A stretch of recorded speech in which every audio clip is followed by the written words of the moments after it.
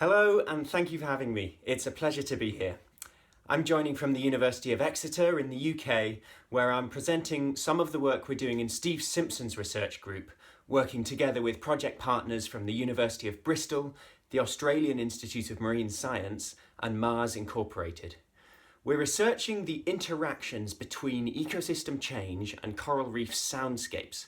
And that means I'll be addressing this session's topic, how local drivers mediate ecosystem responses to climate change, from a bioacoustics angle.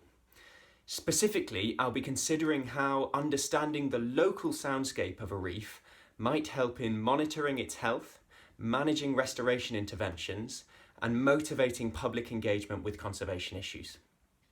I'd like to start by thanking our wonderful collaborators. This brilliant network of people and organisations are a joy to work with, so thank you to all of them for making this work happen and for making it such a pleasure to do. Let me introduce you to coral reef soundscapes with a few highlights from our hydrophones. Our ears don't work brilliantly underwater, but hydrophones allow us to appreciate that healthy coral reefs are alive with sound. There's the constant background crackle of snapping shrimp, and that's punctuated by all sorts of noises made by fishes. There's pops, there's purrs, there's whoops, and just weird sounds. Together, these all form a diverse soundscape that makes coral reefs the loudest ecosystems in the sea. These soundscapes are functionally important because they guide the recruitment behaviour of young fishes and invertebrates. So the majority of reef organisms start life with a pelagic larval phase out in the blue, and from there they're able to hear their way home, navigating towards the sound of a reef from distance and then using that soundscape as a behavioural cue to trigger settlement. Except reefs today are changing, with impacts on soundscapes. That's where my PhD started. Working on the Northern Great Barrier Reef in 2016, we took recordings before in 2012 and after in 2016, 2 major cyclones and a bleaching event. And we demonstrated that this degradation was silencing the soundscape. In 2012, the reef sounded like this. And then 4 years later, like this. That was a 4-fold decrease in acoustic energy, with concomitant decreases in a bunch of other ecoacoustic metrics as well. And when we ran field experiments with settlement stage fishes, we demonstrated that these quiet, degraded soundscapes are significantly less attractive than healthy reef sound. That's concerning because it suggests that acoustic degradation might compromise recruitment, contributing to a vicious cycle. That's a fairly depressing paper. And so we followed it up by trying to think more positively. In recent years, rather than just recording the soundtrack of doom, we've been trying to consider how this new knowledge of bioacoustics might be applied in beneficial ways. So we joined forces with Mars Sustainable Solutions, who run the world's biggest coral reef restoration program. At their main site in central Indonesia, our colleagues work with local communities in areas where historic dynamite fishing has left behind rubble fields that don't naturally recover. And using steel structures called reef stars, they outplant thousands of coral fragments very rapidly. In a day, a small team can cover an area the size of a tennis court. And over a few years, they've seen dramatic recovery of both coral cover and fish populations. For more information on this restoration system, check out David Smith's talk and also our project website, which is buildingcoral.com. So our first question in this restoration system was, can bioacoustics contribute to monitoring? So on this question, I worked in close collaboration with Lucille Chapuis and with Ben Williams. So big shout outs to both of them. Lucille's about to start a Marie Curie fellowship, and Ben has just started a PhD on this question. So if you're interested in acoustic monitoring, they're definitely people worth knowing. Acoustic monitoring is a tempting prospect for reef managers because if it works, it offers a method that is completely objective, that includes cryptic and nocturnal fauna that visual surveys often miss, so there's potential for complementarity. It can monitor for long periods of time without needing to access the reef very often, and there are no observer effects.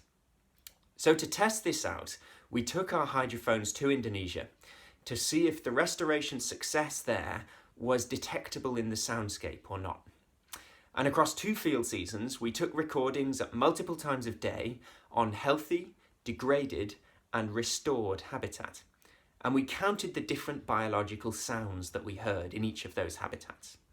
What we found was a significantly higher number of sound types, we call that the phonic richness, in healthy and restored habitat compared to in degraded habitat.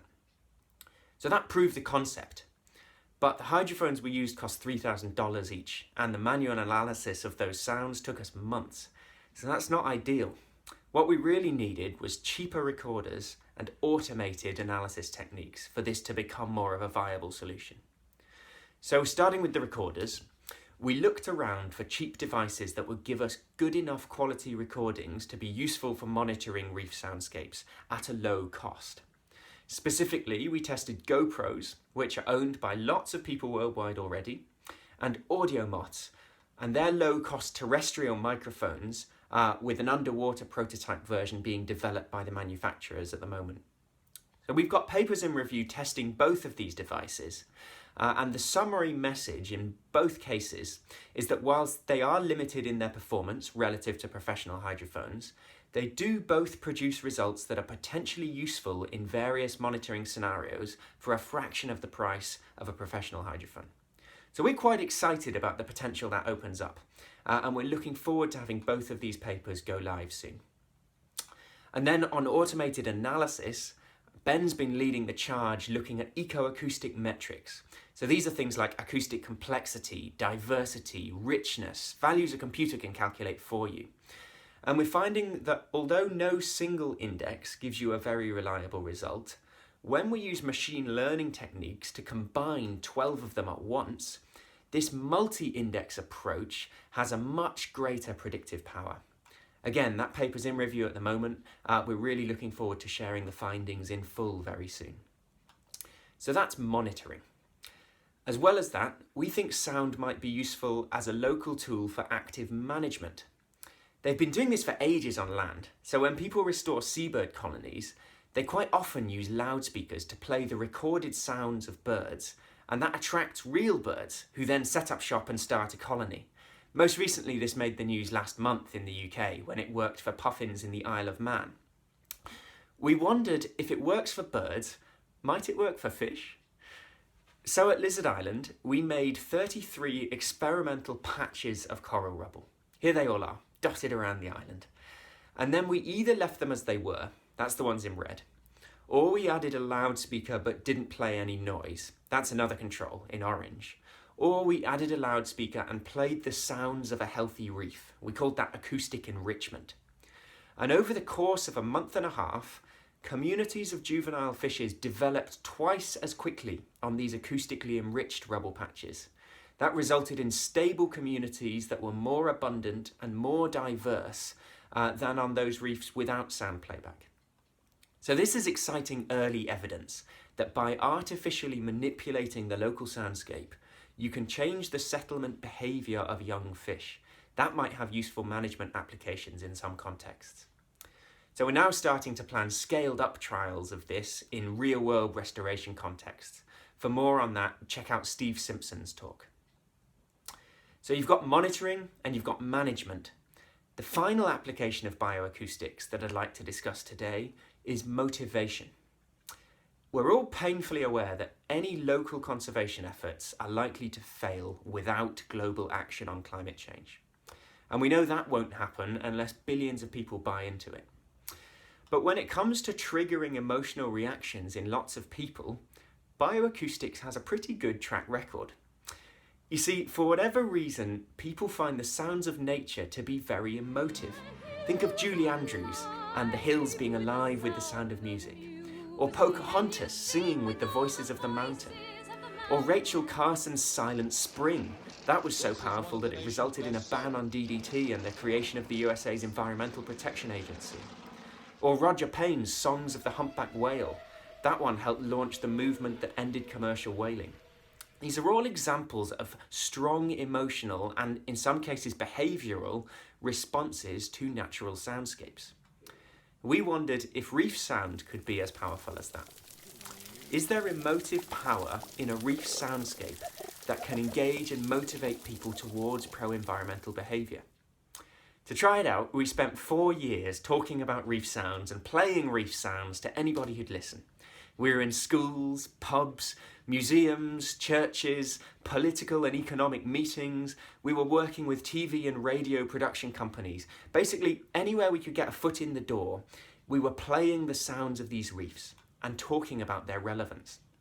And whilst we're not exactly Rachel Carson yet, we did find that by giving people this auditory experience of local changes happening on a single reef, they were often far more engaged than if we talked in general terms about global degradation. So here's a few of their responses that I wrote down over the years. You see, as well as finding reef sounds interesting and fascinating and cool, they then translated that intrigue into action in their own lives. They became vegetarians, they installed solar panels, they started believing that climate change matters. And I think that's a big reason why local patterns of ecosystem change are still worth understanding, even in the midst of global stresses. Because by engaging people with the detail and the specifics of a local story, it's possible to create strong emotional connections and inspire pro-environmental behavioural change. Incidentally, we're currently working on a new project with the Ocean Agency. That's the team who made Chasing Coral. We'll be making a library of ocean sounds that are publicly available for creative artists to use in pro-environmental projects. So if you have any sound recordings that you'd be willing to share for this purpose, please do get in touch. So in summary, how do local drivers mediate responses to global change? Well, from a bioacoustics perspective, local soundscapes degrade as a result of climate change in ways that might exacerbate the damage. But understanding this aspect of the local ecology gives us potential new solutions in monitoring, in management, and in motivating public engagement. So I think that as we look to the future of the world's coral reefs, there's a lot to be gained from learning to listen. Thank you.